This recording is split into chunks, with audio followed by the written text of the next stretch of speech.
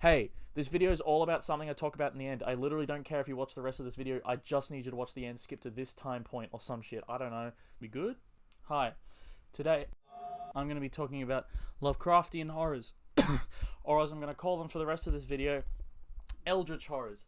Because the gentleman that named Lovecraft, he's a bit of a dick. And his cat was named something a lot less family friendly than Garfield.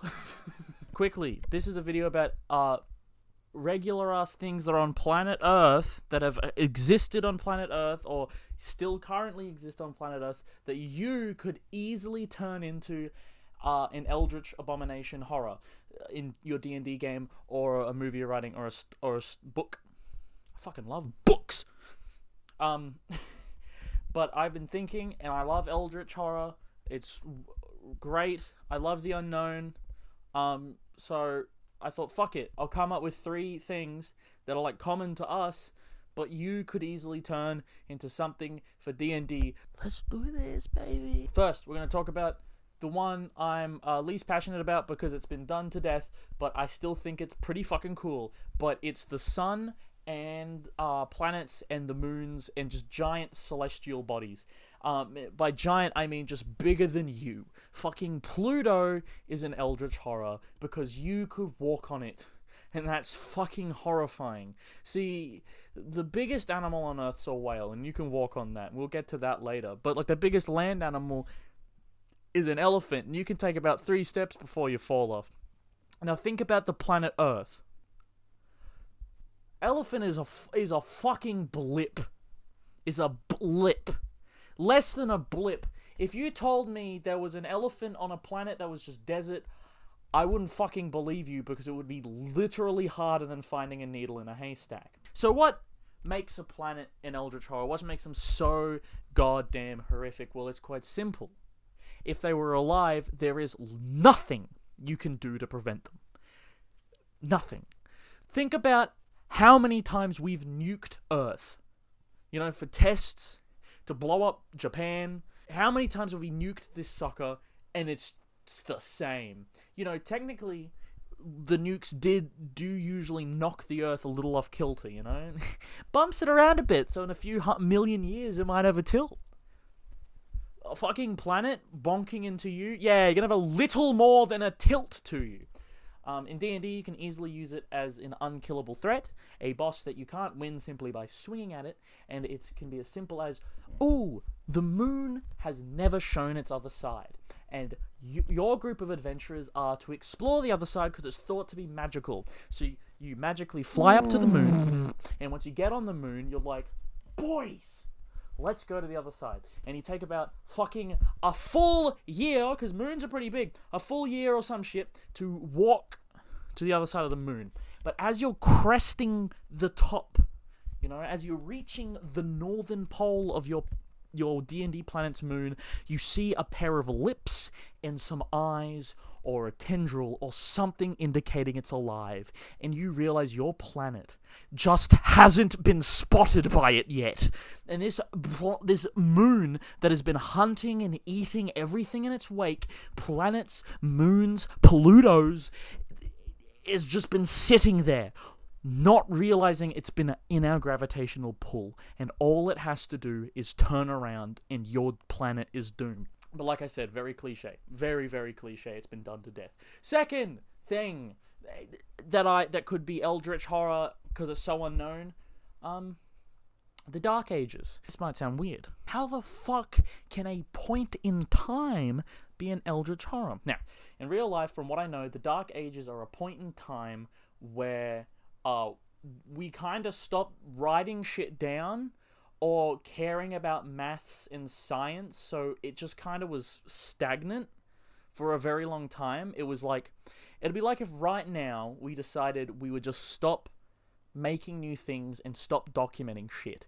And so 300 years down the line, the most new bit of technology is a different color case you can put on your phone, and that's about it.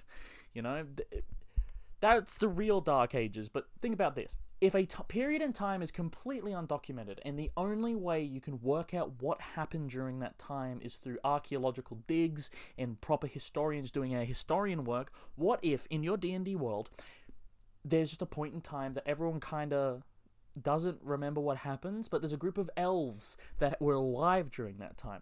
So your group goes to those elves, and they are broken. They're all just in disarray, and every time you ask a question, they avoid it, but they push you towards the elder. They say, hey, we don't talk about that here. All right, buddy, you fucking idiot. We don't talk about that here. But the elder does. He's willing to teach the outsiders. So you go to the elder, who's like 2,000 years old, and you go, Mr. Elder, Mr.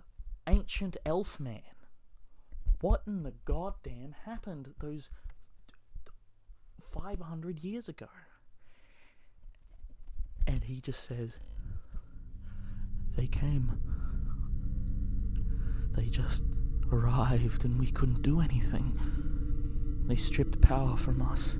They wouldn't let us create. They destroyed our imaginations and turned us into workhorses, and we never even knew what they looked like. The noises they made were indescribable. Their color is unknowable. Do you understand this? We are the proud elven race, and even we know no matter what we did, we couldn't conquer them.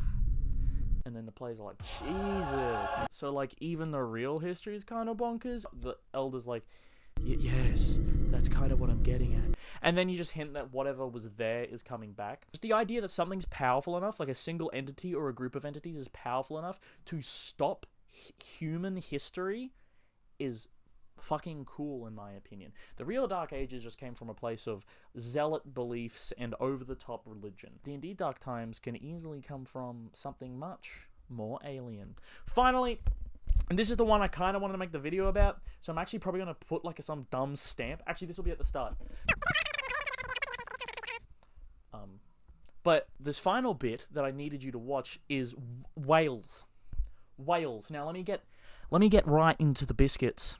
Let me get right into your fucking jimmies and explain why a whale, above all things, is truly the most horrific eldritch horror in the real world. So here's the history of evolution.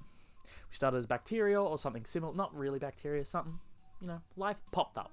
And we kept evolving and evolving, and then we lived in water, and then oxygen existed, and we were like, wow, let's go! That was us in the water. Let's go!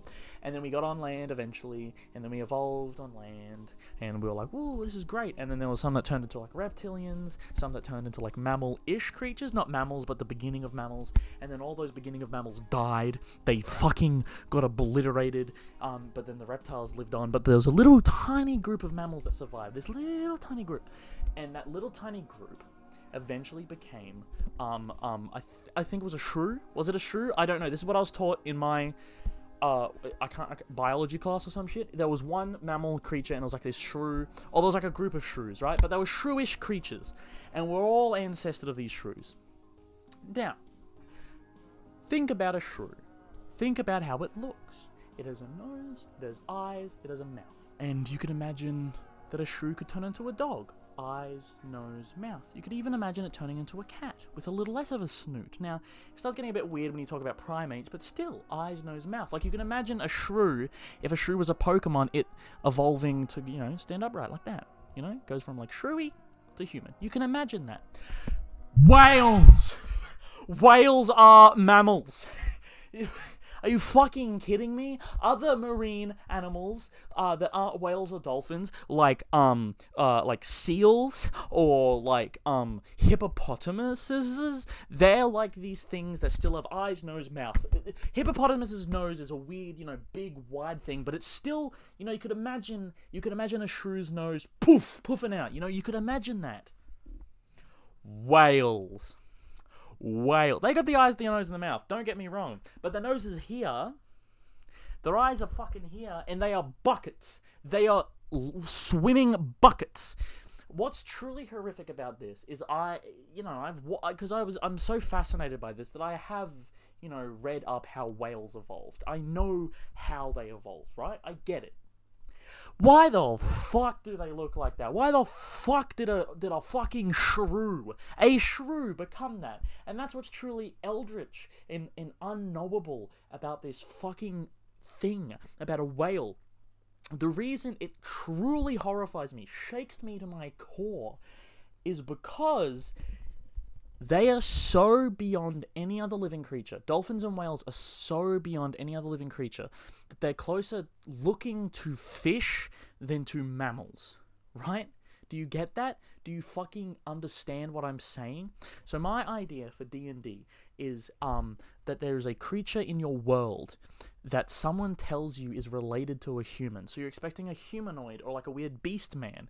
And then when you find it, it is just this ungodly creature. And the only recognizable feature are its eyes and its mouth. And it's just the fact that they exist. And that's it. That is the only recognizable thing. You can make it look like anything.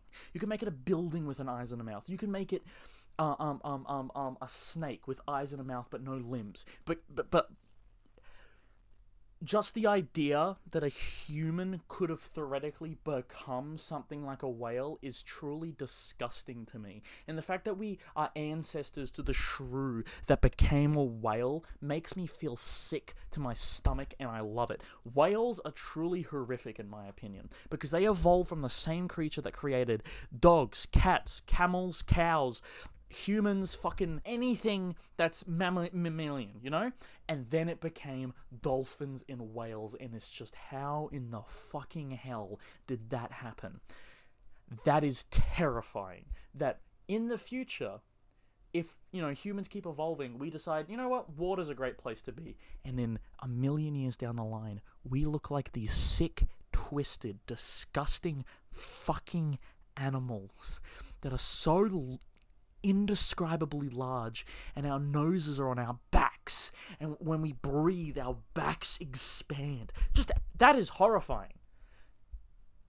That is the scariest thing I can fucking think of, and the fact it's explainable is gross. Thank you for watching this video. I hope it didn't drag on too long. I haven't really made many videos, but subscribe, dickhead.